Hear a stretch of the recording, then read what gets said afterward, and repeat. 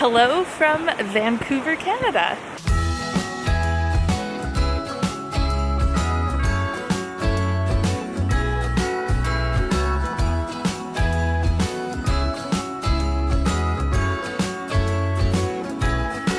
I've decided to take a spontaneous little road trip up to Vancouver in Canada, which is about a 3-hour drive from Seattle, so it's not that far, because I want to see the Capilano Suspension Bridge that's in North Vancouver. It's this beautiful suspension bridge in the forest, and during the holidays, they actually light it up with holiday lights. I saw it online last year, and I made a mental note that I needed to go this year when the lights were up again, and then I completely forgot about it until like 3 days ago when I was on Instagram and I saw someone post a photo from the bridge and I was like, oh yeah, I meant to do that this year. So at the very last minute, I've decided to come up here for a night and I'm bringing you guys along with me.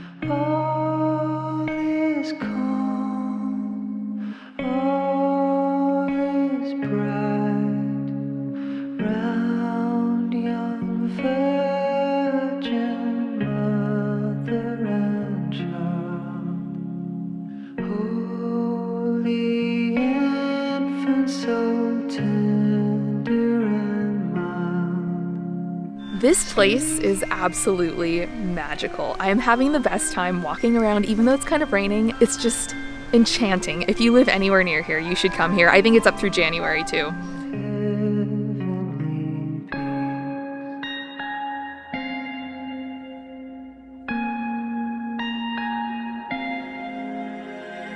Good morning from my hotel room. I have to say, I think I really lucked out with this pick for last night because when I looked for hotels in the area, there was like nothing available. I don't know what it was about Tuesday night in Vancouver that it was so booked out. There were 3 options available. There were hostels. There was one, I think it was the Fairmont or the Pan Pacific on the waterfront that was like $500 for the night or something. And then there was this one and I paid like $70, I think, for this room for the night. And it was awesome. The bed was super comfy. The parking was free. I slept really well. It just goes to show that you don't always have to stay somewhere that's super expensive to be comfortable, because I know that online and on Instagram, I know I feel this way and I think it probably also appears this way in my content, like I'm always staying at fancy places, and sometimes I am lucky enough to stay somewhere that's really nice, but I also like don't mind staying in a budget place. I think that they can be just as comfortable because at the end of the day, I'm just getting in bed and getting on my laptop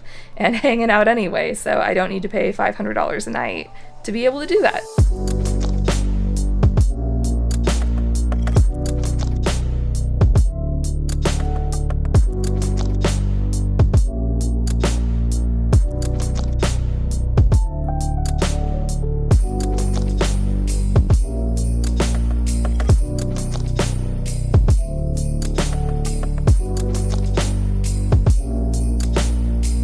I've made it down to the waterfront, which is so beautiful here in downtown Vancouver, and I'm trying out a new camera today, and I'm really curious to see how the footage turns out and what you guys think of it. It's the Dji Osmo Pocket, which is about a year old, like it came out about a year ago, and I've just resisted trying it, even though there's a lot of hype around this camera. It's very unique because it's a pocket-sized camera with a built-in 3-axis gimbal on top to stabilize your footage. And to give you a comparison of like how cool this is that it's so tiny, here's another gimbal that I have on me in my camera bag that I use for my little like Sony RX100, which is what I'm filming on right now.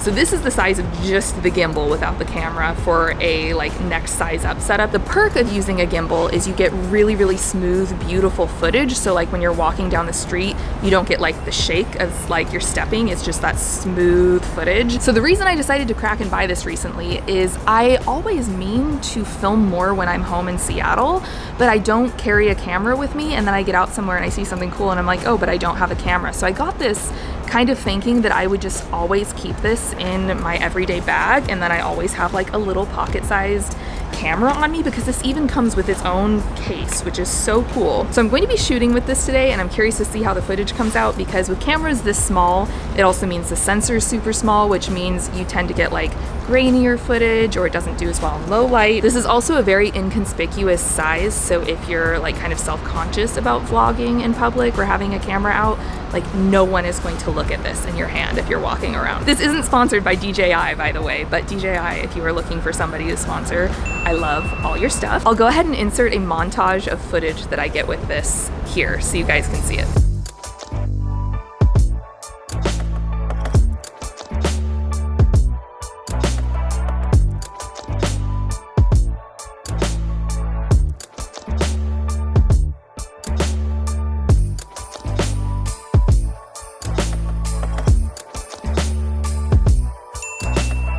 Next, I'm heading to the Christmas market here on the waterfront to check it out. This is one of my favorite views in Vancouver, the Canada Place, with all of like the sails up there.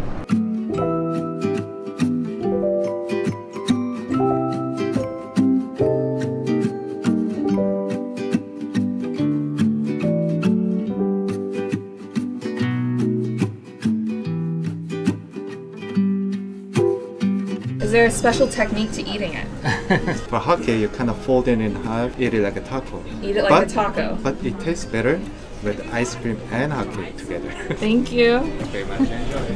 Thanks. I'm about to try my first inside-out cinnamon roll pancake. I've never heard of this before. Pretty good.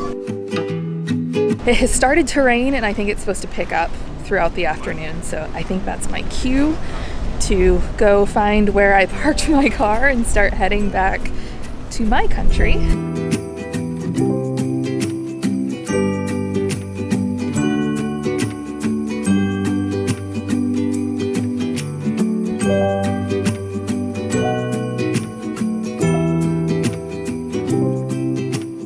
I've made it over the border. I am back in Washington. I stopped and grabbed a coffee, and I'm getting some gas. I hope you guys enjoyed coming along with me for this little mini Vancouver road trip. It was a lot of fun to just run up for a night. Every time I go up to Canada, I tell myself I need to go more because it's so great and it's so accessible from Washington. Like, it's only a few hours to get to Vancouver. Whistler isn't that much further north, and it's beautiful in the wintertime. I still haven't been in the summer, but I went last winter and it was amazing. Canada is just awesome. I still need to get up to Banff and Jasper, which is quite a ways from Seattle. I think it's a 10-hour drive to get up there, but I've never been, and it looks incredible. So that is on my list for my next big road trip. It's interesting that a lot of the time I focus on doing bigger international trips, but some of the smaller trips or the trips that are closer to home turn out to be the best. Maybe because they're a little less stressful, because they're not such like, well, I guess Canada's international, but it doesn't feel that way if I'm just driving there. And it's always a good reminder to explore closer to home. On a completely random side note, I have gotten a new pair of glasses, and I think it was my Charleston travel video that I talked about a pair of glasses from the Hillary Duff Glasses USA line. I actually lost those glasses when I was in Alaska this summer, and so I ordered a new pair from her line, and I went with this like green sage color, which is very out of my comfort zone. It's very different for me, but I'm kind of loving it so far. Anything that she puts her name on, I'm in for. If you enjoyed this video, please give it a like and hit the subscribe button and the notifications bell so you know when new videos are posted. And I think that's it. I'm gonna head home, and I will see you guys in the next one. Bye.